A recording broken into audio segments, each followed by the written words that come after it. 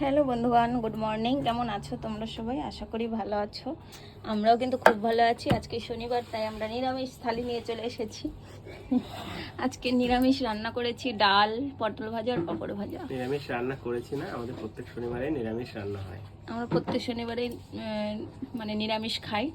আরও আজকে বিপত্তারিণী পুজো, তাই আরও এমনিও খেতাম, আর আজকে শনিবার পড়েছে, মানে দুটো একসঙ্গে পালন করা হয়ে যাচ্ছে আমাদের। তো তাড়াতাড়ি খাও, কেমন লাগছে? আর কালকে মেলায় যাইনি, তাই জন্য ঘরে ভাজা পাঁপড় ভাজা। মেলায় কোথায় বলো? এটাই মেলা। ওই তো, তাই রথের মেলার পাঁপড় ভাজা, রথের মেলার পাঁপড় ভাজা। খাও। আমার সোনামা দেখো ঘুম থেকে উঠলো কেবল, এখনই ঘুম থেকে উঠলো।